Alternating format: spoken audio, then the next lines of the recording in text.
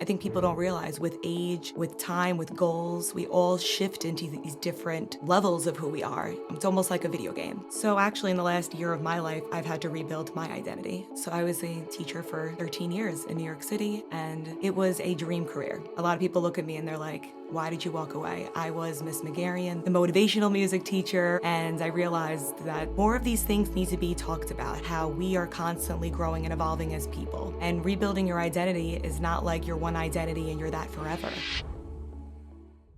I'm Allison Noelle Megherian, and I am the founder of Motivating the Mindset. And I've had this business for 6 years, but this is my first full year as a full-time entrepreneur doing it just this by myself, so it's pretty exciting.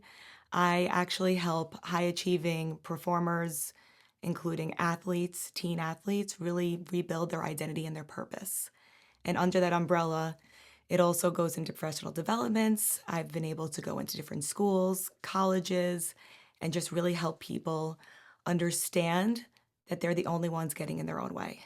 I like that. I like that Yeah. a lot that most people are their own worst enemies, hmm as the phrase goes. Well, first of all, thank you for taking the time. It was a bit of a hike to get here, so Oh, thank you for taking the time to come on the thank you for podcast. having me. My pleasure. I'm looking forward to this. I want to go right into the fact where you said rebuilding their identity and purpose. Mm. How would you define that? What does that actually mean? So actually in the last year of my life, I've had to rebuild my identity. So I was a teacher for 13 years in New York City, and it was a dream career. A lot of people look at me and they're like, why did you walk away? I was Miss Megherian, the music teacher, the motivational music teacher over time. And I realized that this is just needs the more of these things need to be talked about, how we are constantly growing and evolving as people. And rebuilding your identity is not like you're one identity and you're that forever. I think people don't realize with age, with time, with goals, we all shift into these different levels of who we are. It's almost like a video game. So I help people really dive into that of who they really want to be and run with it and have the purpose behind it as well. Not just it be like, I'm a school teacher and that's it. You're a school teacher, but you're a person. And who is this person that's walking to this classroom? So being able to do that myself and actually go out of the classroom and rebuild my own identity as Allison Noelle Motivating the Mindset, to go through it and then be able to teach it has been the greatest experience of my Yeah, life. absolutely. And what does that practically look for, like for a teen athlete? What are you Mm. rebuilding, and what are they? How are you defining their identity and things like that? So I think a lot of the times people don't realize that these teen athletes, first of all, they have more on their plates than most adults. I mean, when I schedule these calls with these kids, they're busier than us, and we don't realize that their entire identity is somehow through this sport, which is great. I think that that's great. I actually swam my entire life, a Division II swimmer, which is for Adelphi University. And that's the reason why I wanted to work with athletes. I'm like, I remember that Mm. feeling of like, is this just who I am? Or are there more parts of me? So helping these kids with their mindset, realizing that they're also a person, they're not just the sport. It's not just about winning, but it's who are you and what are you bringing to the table? What is your purpose? What other things do you like to do? And teaching them how to balance out their life and know who they are as a person rather than I'm a lacrosse player. I'm going to play in college. But then what? Mhm. Then what? So this suddenly happened actually out of nowhere, this part of my business when I left teaching because I still wanted to work with kids. And I started exploring like who owns a gym that maybe works with like teenagers so I could still work with teens. And it just blew up. To be honest, it's been a big part of my business the last few months. And it's Really? been really cool to do mindset with that age. They are also getting their own way just as much as adults are. So having those skills at a young age, I just think to myself, if they can understand this work at 13, 14, 15, they're going to fly when they're adults. What does a session like practically look like? When you do you meet them in person? Do you meet via Zoom? Is it a phone call? What's So the it's usually logistics of it? Zoom. It's usually once a week, 30 to 45 minutes because these kids are so busy. So that's how the athletes program goes at least. And they have unlimited texting access to me as well. And the idea of that is so they can really embody and put these practices into place on a daily basis, not just once a week with me. I actually developed a journal for athletes a few months ago. So now every athlete gets that journal, and we kind of go through the journal, which is all the Oh, foundations interesting. That's of cool. mindset. Almost like a workbook concept. Yes. So they can do it on their Very own, but we interesting. also do it on the session at times, and it's a tool for them to use on their own, but it's also a good start of where is your foundation in your mindset? How are you feeling? How is your mind and body connected? Are you recovering? Do you have these mental blocks? And they start building awareness with themselves, and then I can help guide them. Self-awareness is a very, very powerful tool. Yeah. Just not even self-awareness in the aspect of like if you're self-aware in your surroundings, but just self-awareness of how you're feeling. Something that I've learned over the past couple of years, like, oh, I'm feeling this way, or I'm feeling the triggers that lead me to those Mhm. actions. And when you start feeling those triggers, you save everybody, including yourself, a tremendous headache by, mitigating them and say like kicking, nipping them in the bud before they actually, flourish. And Right. I just th- even the small things, like oh, I'm starting to feel those triggers of feeling yeah. anxious. Like, well, let me do all these things that I know I personally need to do to prevent that, as opposed to just ignoring it and not even realizing it. And then now I'm like full Right. blown. We don't realize how much we hold in our body, not just in our mind, and it all gets messy and then it comes out as a reaction. Mhm. So I'm always like, I wish I knew this when I was younger. And that's why when I was a teacher, I brought these practices into my classroom. Mhm. So I realized reactive energy is a really powerful energy, but it's something that you have control of. And what I would tell the kids all the time was only you can control your emotions, your thoughts, your actions, and no one else's. Mhm. And I did a TEDx talk 2 years ago, and that was kind of my leap of like, I think I need to get out of the classroom and do a lot more with this because I'm really passionate about it. And it was called Reclaim Your Love of Teaching. And then I quit Yeah. teaching 2 years later. Everybody was like, but I'm like, I'm still teaching just in a different way. But in the talk, I talk about that. I talk about how you don't realize that when you have control of these things within yourself, you are the most powerful person in the room because no one else can shift you because you're grounded. You have your purpose. You know who you are. And that's amazing from a kid, for a kid to be able to express themselves, be confident in themselves, have this resilience. I'm like, I need to teach this to more people. Like, this is an athletes because of everything they go through. I think their mental health gets pushed to the side a lot. And I'm Mhm. like, these are the kids that need it the most because they have so much on their plate. Mhm. So it's teaching them how to react, how to communicate, how to be in touch with themselves and have that self awareness. Like, can you imagine if you had self awareness when you were a kid? Yeah, I want to actually piggyback on what you just said. You said, "I wish I knew this when I was younger." Do you? I'm Mm. curious if you have those thoughts frequently. Oh gosh, all the time. Interesting, because I you said it and it was kind of jarring to me because I'm like, oh, I obviously know that phrase because I actually one of the previous to the last question I ask every guest is, what is something you now know that you wish you knew when you first started out your career? Everything. But yeah, well, but I don't find myself actually thinking like, oh, I wish I knew that when I was younger. Oh, It's just I don't know. I guess my mentality is, as a Christian, I have a lot of faith in God and yeah. the sovereignty of God. While He gives free will, He's also in Yes. control. But I guess my mentality, I've always thought, and it's just an interesting conversation because I never really, I don't know, it's just an interesting perspective. Of your perspective is, but I'm always like, oh, I needed that to be where I am today. Hmm. So I guess just the reflection of, oh, I wish I knew that when I was younger. I guess it never really crossed my mind, but I'm just curious. That's Yeah, just so an interesting. I like where you're going with this because first of all, I feel like people don't realize, but mindset has so much to do with faith. Like I've been studying so much neuroscience for the last like 2 years on my own, just through different books and different people, listening to podcasts, just constantly realizing that the brain is all primed off of your self belief and your faith and your self concept. So if you don't believe in something bigger than yourself, Oh, I always interesting. say like God, the universe, whatever, then what are you doing? If you don't have that self belief that you could be more and that there's miracles that are happening and strings are being pulled, then what are you doing? Because life is not black and white, it's mostly gray. So how do we float through the gray? And I say I wish I had that when I was a kid because I was very much challenged a lot as I was a singer, songwriter. I still am. That was am. But I went through a lot of different things growing up where I was put down a lot and I was like told like to dull my sparkle. Less is more. Shh, sit.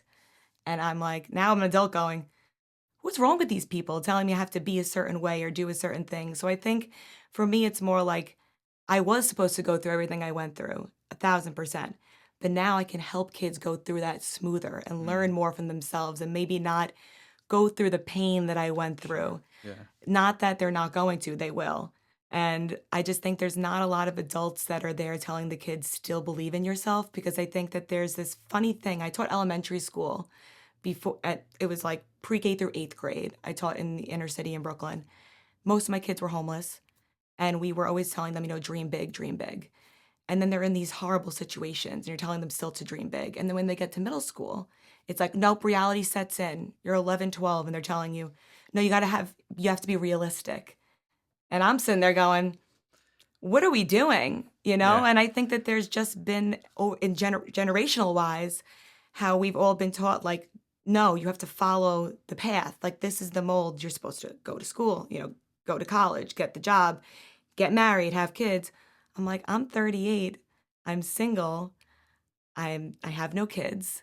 I quit my 13-year teaching career. I've been told I was crazy many times in the last year. I'm the happiest and healthiest I've ever been in my life. And I'm like, I wish that I could teach that to more people. So I think that's my purpose, right? And my identity of who I am is to help people break down these barriers that society is giving them and make them realize they really are capable of doing whatever they want, especially if it's purposeful, like from God. I know like why God has me here today, Yeah.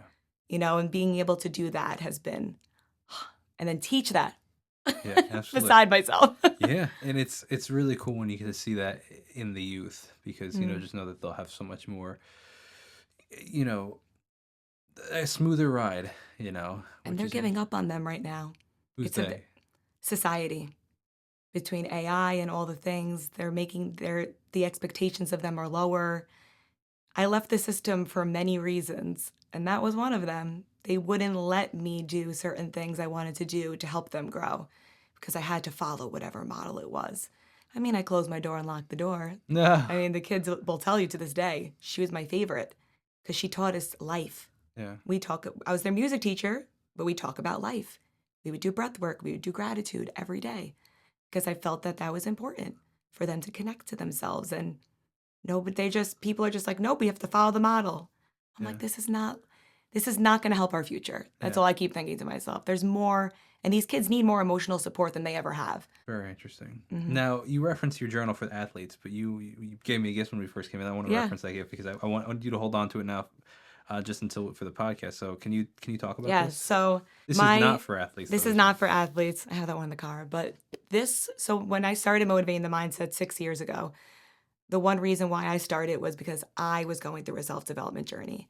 And I say this in my TED talk, but like I brought my practices into the classroom because I was burnt out and I was miserable and I couldn't seem to figure out my purpose. Like I knew I was really good with the kids, but there was like more. I just felt like there was a really big missing piece for me. And I went on this crazy self-development journey, which included journaling, which I was so against journaling for so many years. I was like, I don't need a diary. I don't need to do this. I was very against it. And when I tell you, God, the universe is real, I was winning free journals at everything I was going to. I was like, oh my gosh, I guess I'm going to have to try to do this. And when I started doing it, I realized my inner monologue was so poor. Like, I've always been really happy and outgoing. Like, that's always been me. But I spoke so poorly to myself. Like, the negative talk was so real on paper that I went, oh, this isn't good. I need to correct this. And that's when I started doing all different mindset work, self development, meditation, breath work, all the things with journaling, and my whole life changed. And then I was like, I want to help people do this. I brought the practices into my classroom, and then I started motivating the mindset. Mm. And I would give journal prompts all the time. And then I was like, maybe I can just publish my own. So 3 years ago, So I now, put this out. talk to me about the publishing process, because Oh, I'm curious sure. about that. Just because, granted, this is a business podcast, and I'm publishing something soon, actually. So, Yes, I remember you telling me. I'm just curious. I'm kind of like learning the process of publishing and Yeah, how you so went I about it. self-published everything, except this I did have help with from a publisher, but I was like her first book she published, and then she ended up Putting in giving the up. towel. Like she was like, I'm not going to do publishing anymore. Um, Christina Frankel, an amazing human being, but I also published a kid's book during COVID because the kids were struggling so much, and some kid made fun of me, and he's like, if you want to talk about this all the time, why don't you write a book about it? So I did. And the kids all got to read it, and then as an ebook, and then if they wrote a review when I publish it, the review is in the book. Oh, that's cool. Yeah, so I already had a little bit of self-publishing. So then when I did this, it was What about pretty printing? easy. How did you go about printing? It's all through Amazon. So Oh, all my the stuff's on KDP or Amazon. It's whatever? yeah, KPD is KPD. the strain KDP. Yeah, I always miss Kindle it. Direct Kindle Print Direct Publishing. Publishing. Yeah. It is very meticulous. It's very like you have to really pay attention, but if you know the layout that you want, you could do it on Canva. Hmm. I mean, this is my best friend's artwork that we just took a picture of, put it on there, used Canva for this, the back, and then even the inside, it's all done on Canva. Mm-hmm. And then you just upload it, the manuscript, you upload the cover, and that's it. It's actually a lot easier. That's it. Yeah. So I looked into KDP quite a few times through several different things. That's not what I'm doing for this one, just because I wanted specific, like very Yeah. specific things. But it's pretty amazing what you can do with Amazon Yeah. KDP these days. And what's cool for people that don't know about it, it's essentially Amazon KDP. It stands for Kindle, I think, Direct Publishing. Yeah, or direct something like publishing. that. And the process is like you have a book, whatever you want to do. It could be a coloring book, could be Could be literally anything. a journal, could be a regular book, a novel.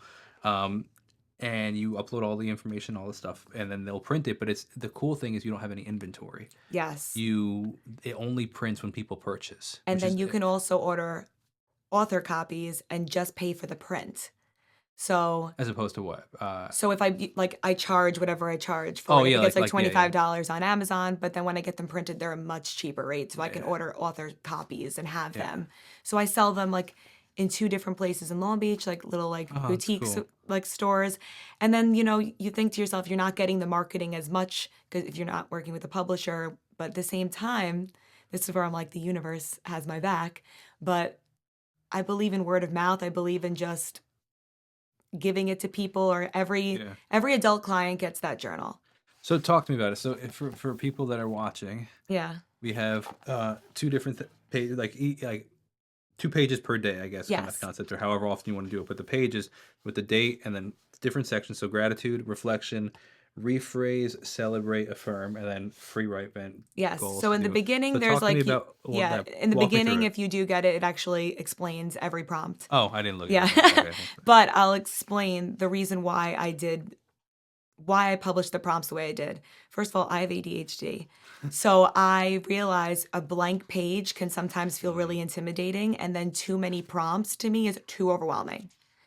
And I said, what can be really simple? And I tested it. It's all of the... Yeah, and I tested it with clients before I published it.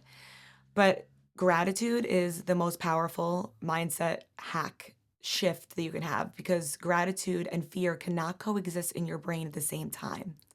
And people don't realize that once you're in that fear state, your nervous system gets rocked, you're not as clear, your decision making changes. And if you can just come back to a place of like peace, of like, I'm grateful for the shoes on my feet right now. Like, is this problem that I'm so afraid of or that I'm going through really worth it? So grounding in gratitude. Then there's a reflection section that just explains, just for yourself, just reflects on what happened that day. I like to journal at night because I'm like, brain dump, get everything out of my head before I go to sleep. Reflect, so be honest and reflect on whatever happened that day. Maybe something happened at work, whatever it is. And then the next box is rephrase. You have to be able to rephrase what happened to you. You have to be able to change the perspective of it. Otherwise, it becomes your reality and your story. So if we can look at something that's awful and turn it into something else, you won. Learn something from it.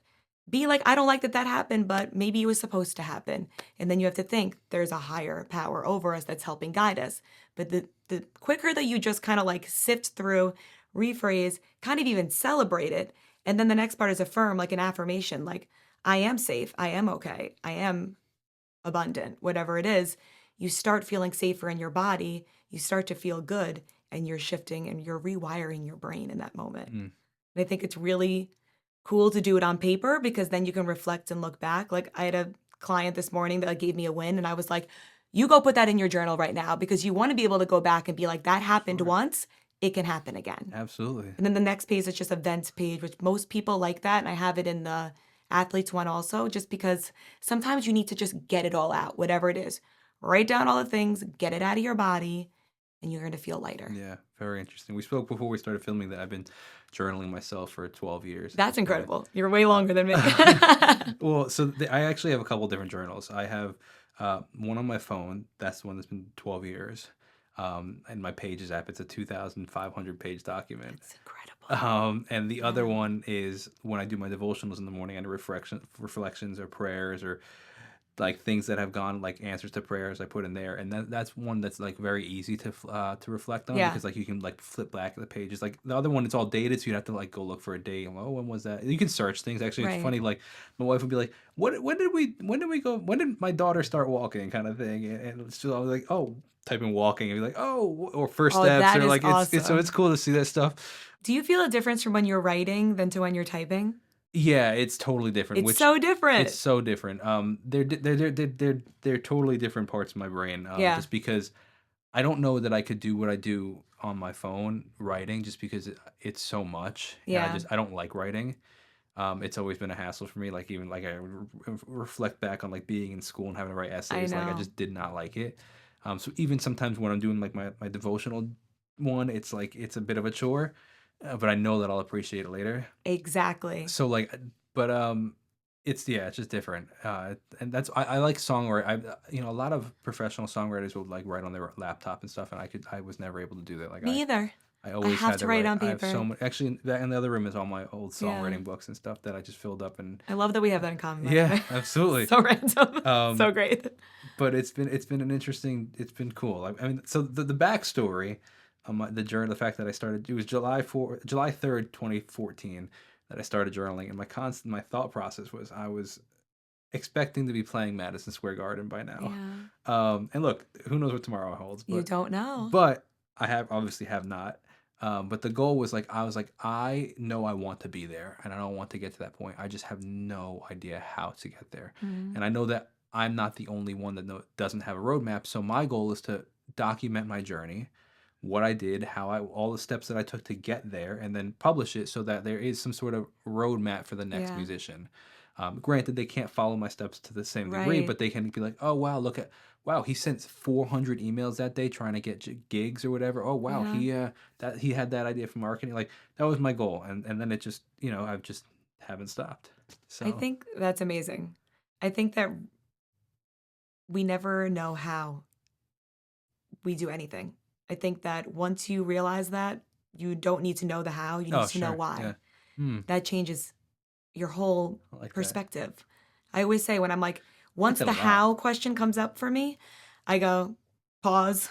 I'm like, wait a minute. You don't have to know how because there's opportunities everywhere. There's so many people you haven't even met yet. You need to know why.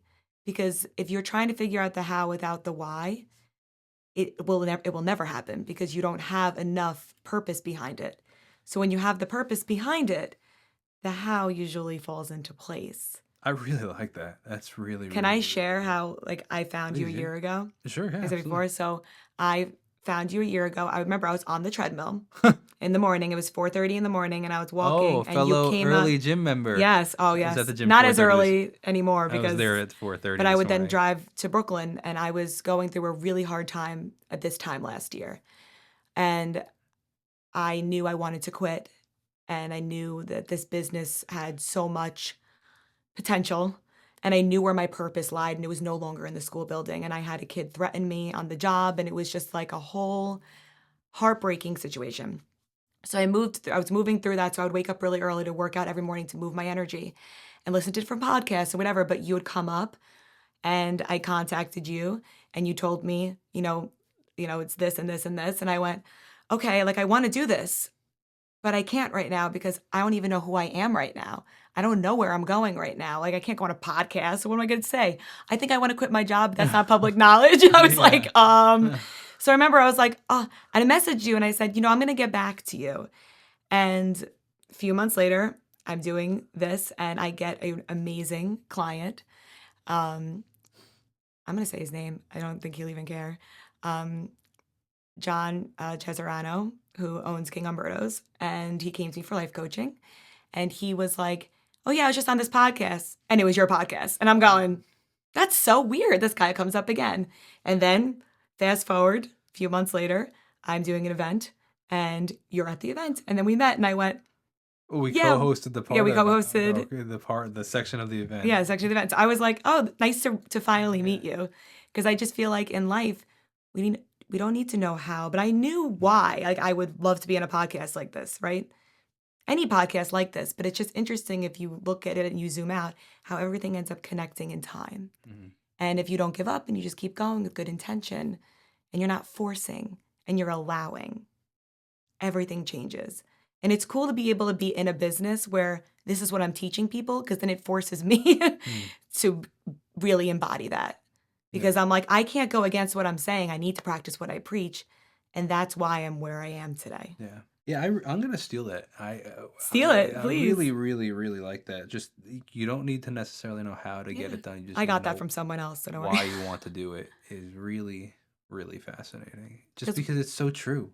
Like just the why will impact. Like if you know why you're doing it, then you'll figure out how to do it. yeah, and But you'll just figure it out. Like I really didn't know how. there's also a lot of things I know how to do that I don't want to do Once because I don't have a why behind it. exactly. And that's what It's I think a really, lot of really people sit in that interesting. like I know I'm a really good teacher. Like people cried when I left. People were like, "No, you can't leave." It was really devastating for me even. But I knew. I was like, "No, this isn't it anymore. This is not it anymore." I know how to teach. I'm great at it, but the why wasn't there. Yeah, The kids were my why, but look, I ended up yeah. only a few months out and I got right back to coaching kids. Yeah. I mean, it's the same reason I left YouTube. I knew how to make money on YouTube. It was going well. I just Mhm. had no longer had a why behind it because I And just that's okay. yeah, I sure. think But that's the people thought it was thing. crazy because I Mhm. was living every, 12-year-old's dream. I'm Yeah. like, oh, I was a YouTuber. Yeah. I got up, made my call, did my thing in the morning, and then at 9 o'clock in the morning, I'd be in my studio filming YouTube videos. It was like Honestly, it was it's pretty great. awesome. It was, but then my why was no longer there, and it was like it became a job, and I was like, I don't want to do this anymore, and so I didn't, and I shifted. But it would like it's, if we get stuck, it's just that was a So really we interesting are we concept. are creators, Yeah, right? sure. God is a creator, universe creator. There's light, there's dark. Okay. Why is it that so much of society, especially right now, I feel, are just kind of in the dark, right? They're not trying to be creators of their life. And I think it's interesting from coaching adults and also coaching kids how they all have the same thing in common of like everyone's afraid of what the next step is instead of enjoying the current reality. And if you don't like your current reality, what can you change in your current reality to enjoy it as you're going? I think like when I had to quit, it was really hard because I was still coaching, but I was going through an identity crisis for like 6, 7 months. And I just kept finding joy every day in everything that I was doing. And I even write on Substack, I put out articles every week talking really about that kind of stuff that people don't talk about because people don't believe that. I'm like, the more fun I have, the more abundant I become. The more fun I have, and I'm on the beach because I live in Long Beach and I'm riding my bike and I'm listening to my favorite songs. I go inside and I get that email almost every time. And people go, "No, you're just lucky." I said, "No." I was like, this is all a mindset. This is all a frequency. This is all a belief that I'm exactly where I need to be. I'm enjoying my current reality. So my future is even brighter. Hmm. Be where your feet are. My favorite mantra ever. Be where your feet are and stop worrying about the future. The future, when you're fearing the future, anxiety. Hmm. We're in the generation of anxiety right now. Everybody has anxiety. We experience anxiety. We are not anxiety.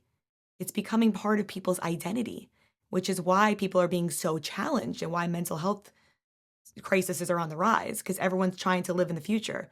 Depression is the fear of the past. Where do we want to be? Here. We don't want to be in the future. We don't want to be in the past. We want to be here so you could set yourself up for the future and forgive yourself for the past. Hmm. I think it's really beautiful life, and people are stuck on this. They can't see the beauty in right now, even if they're not. I'm like, you're not your circumstances. I always say, like, yeah, things look good for me right now, and they are good, but there are challenges I still go through. There's still things, but I shift my perspective constantly and enjoy right now. Hmm. I was out watching the Knicks last night. I'm a little tired, but and I would never really do that, but I was like, the energy is going to be so electric And I think I need that today. So I went and it was so much fun and then they won. So, I mean, I just think people are forgetting to be here Mhm. and enjoy their lives. And that's a foundation of mindset. When I meet with an adult, the first week, we talk about the foundation of mindset. Are you eating right? Are you hydrating? Are you sleeping? Because if you're not doing human things to take care of yourself, your brain can't get clear at all. So it's a video game. You start level one, the foundations, and then we up level. Where is our awareness? What do we need to work on? And you up level again. And you start challenging yourself, change your habits, change the way you're speaking, rephrase, change that inner monologue. And then you up level again. You start taking action. You go with the flow. You still find joy every day, even in the BS. And you start to realize your whole life can change really fast when you embody these things every day. That was a long tangent, but It's it was a very good one. interesting. Yeah, absolutely. Thank you for sharing it. How do you define success? Oh, I just wrote this down in my Substack, I think, yesterday. Really? Yeah, about how Very success is not defined by productivity. I feel like I would always think because I worked so hard, because I'm a recovering workaholic, recovering. I I mean, I used to work full time at the school. I wake up at 4:30 to work out before work, made sure I got everything in, and then I would drive back from Brooklyn to Long Beach, and then I'd have clients, and then I have to wind down, go to sleep, and go again. Like that was not success. Mhm. At the time, I really thought it was, to be honest. I was like, look, I'm doing it all. I was exhausted. I was burnt out teaching about burnout. I was like, oh gosh, this is redundant now. This is a little silly. I've realized success is when you feel fulfilled. Hmm. Very That's interesting. Yeah. success. When you just find inner peace and happiness within yourself Mhm. every day. That's success. I heard a really interesting take on success this morning. I was listening to something and it said that so many people define success by what they've accomplished, what they Yeah, have. But somebody will always have more than you. Somebody will always be always have better than you, less. and it'll be Hmm. easier. It's very easy to compare yourself to other people in that process. But he instead of because like instead of defining success by like what you where you like where you are, he recommended compare defining success by how where you've come from and how far Oh, you've I come. like that. And it's like look at all that I've where I came from. I'm successful because I've come from there and I am here now, Yeah. as opposed to it was just an interesting take on it. It's like when you start looking at all the things you've personally come through or accomplished or worked through or nobody else has that. No. It was Steve Harvey talking actually. Oh, The yeah. comedian. It was a very interesting take, and he's like, "Look, I've made a lot of money in life, but like I don't have Oprah money. So like I'm very successful in some people's eyes, but if I compare myself to Oprah, like I don't have like she's more successful than I am, and that could mess with your head.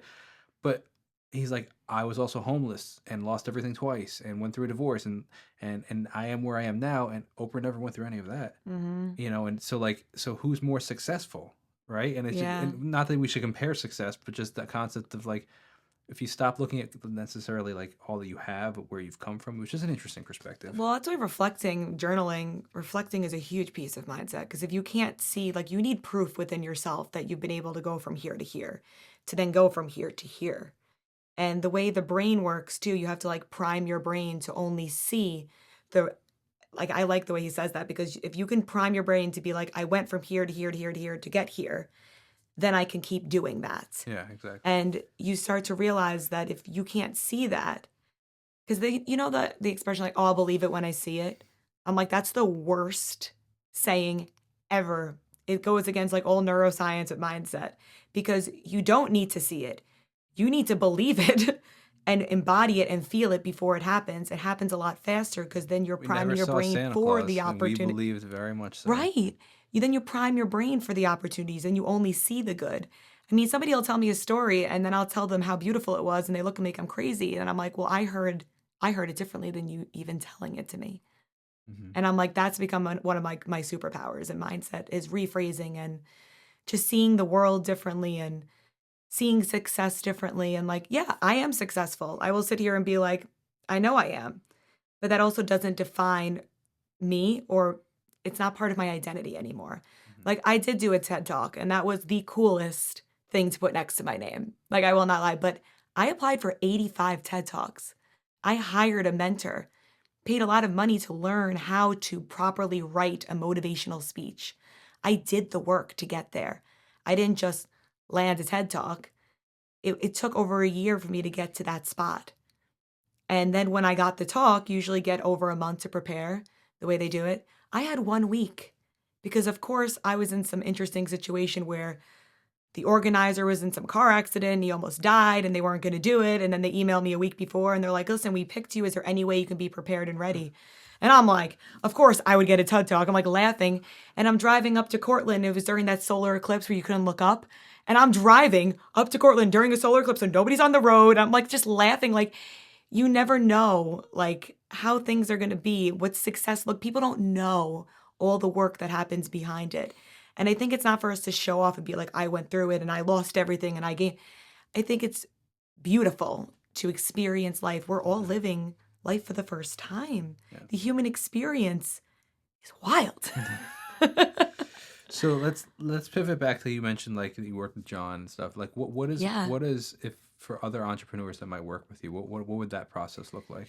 So it's a lot of digging deep down into this idea. When I work with an entrepreneur, and not just John, like a lot of people, I've realized the same thing comes up for all of them of like, I'm successful. Cause that's the other thing. They're usually like wildly successful and people are like, oh, they're not gonna hire anyone, like they're doing so well. I'm like, you don't know what's going on in someone's head or what's really going on in their business. You see the surface level.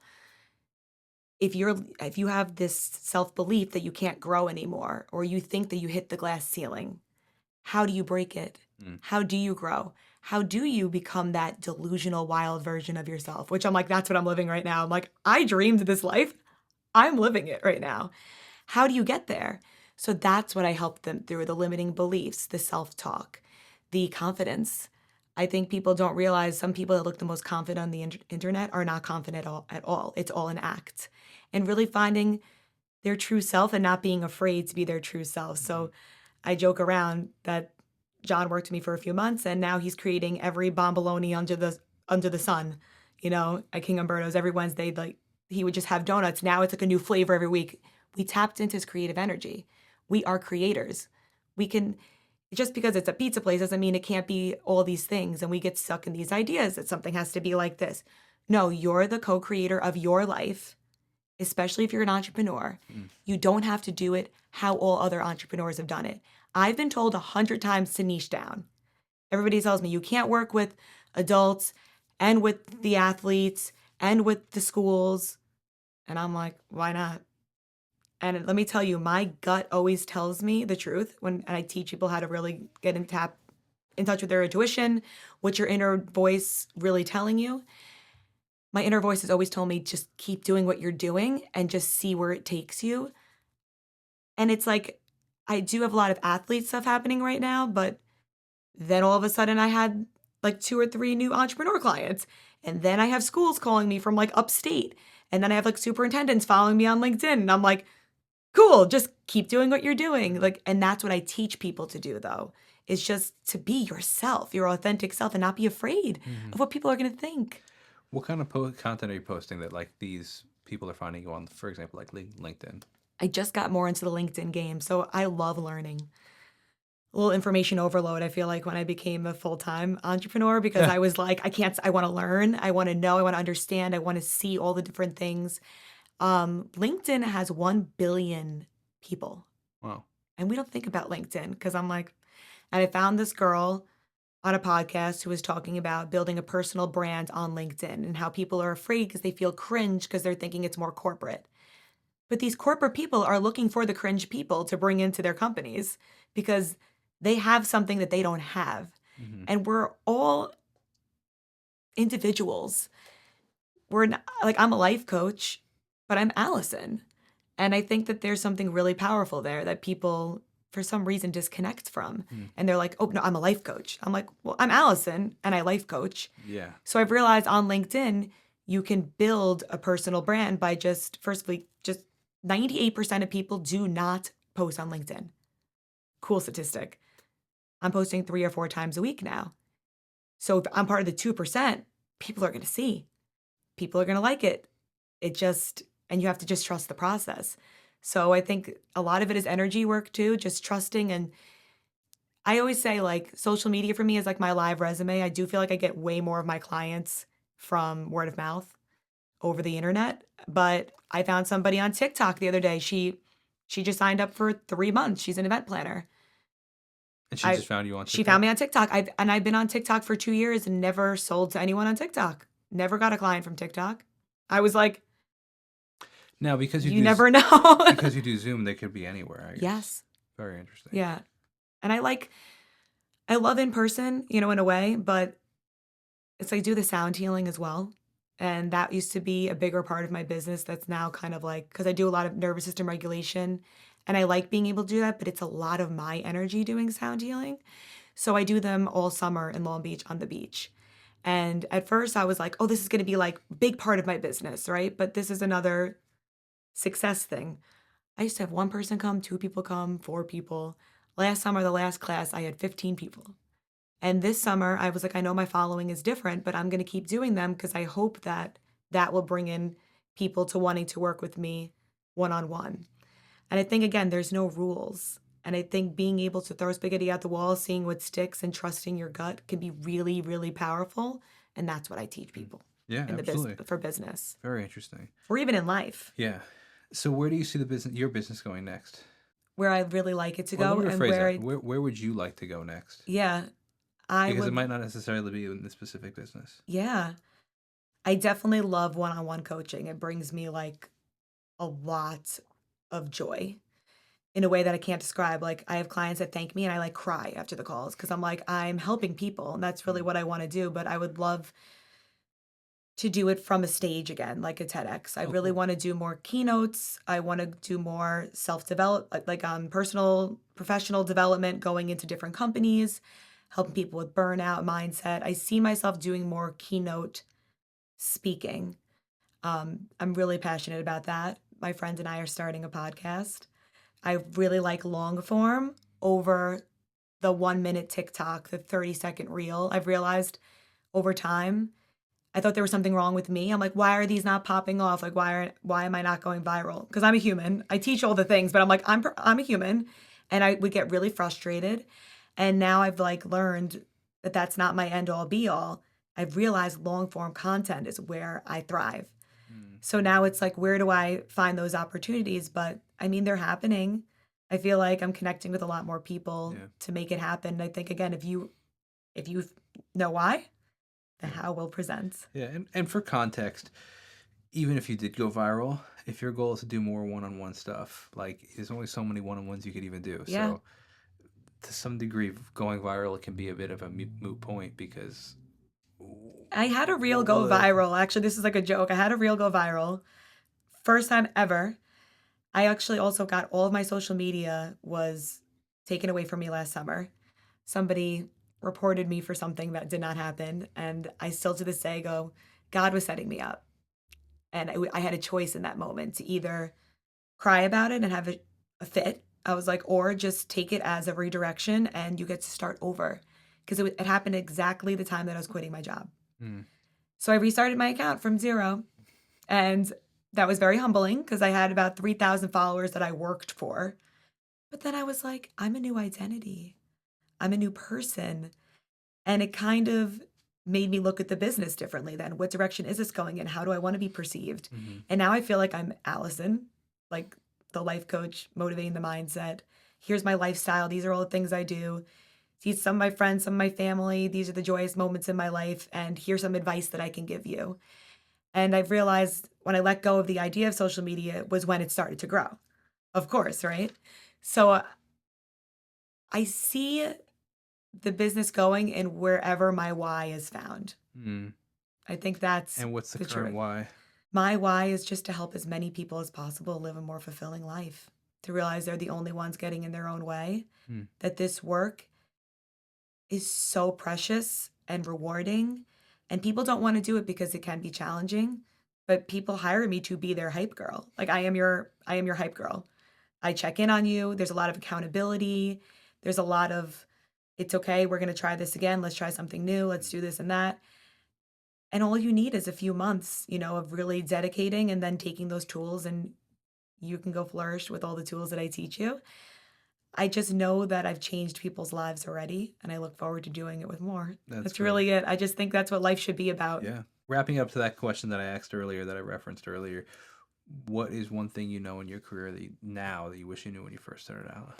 One thing I wish I knew in my career when I started out would be that everything that I thought was going to go one way was going to go in completely different direction, and that that's okay. Bit of the story of my life, but Just to it's trust all it. good. Trust it and enjoy it. Yeah, I've just learned to let it all go. Yeah, just a big trusting the process.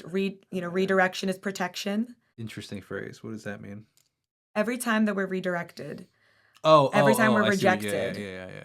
you're being protected Yeah, sorry. somehow. I thought you meant like when you read, yeah, like, yeah. Yeah. But Thank I you. think it's interesting that people will, "Oh, that didn't work out.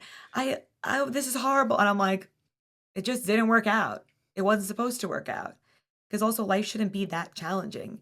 If you can look at it from a different lens, life is incredible. We're here on it's gonna be really out there. We're here on planet Earth. Like we're humans walking around doing these things, and I'm just like, people don't look at life like that as often as I think they should. So that's my goal, is hopefully let people see that. Yeah. And also that investing in yourself is the greatest thing you can do. Mm. I have a lot of people that'll be like, I don't have enough money, this and that, which then got in the way of my own identity with sales and my business and making money. And I talk about money all the time with clients because there seems to always be a block around that with In what sense? self-worth. And if you are identifying as someone in lack, you're never going to create more. You're never going to be open to the abundance that's in front of you.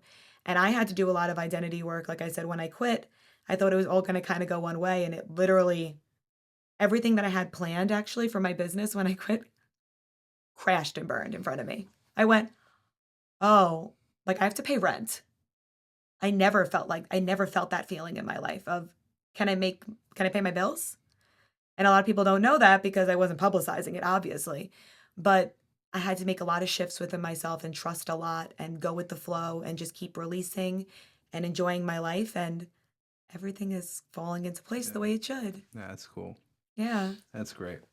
Well, I really appreciate you sharing your story and sharing the insights that you have, and I look forward to hearing where things continue to go for you, and also where, as hear the stories of the testimonies, I guess we'd say, of the other entrepreneurs and athletes that you are helping and develop their mindsets and their Yeah. careers. So Thank you thank you so for taking the much. time. I Absolutely, it was a appreciate pleasure. it. Thank Thank you for you. having me.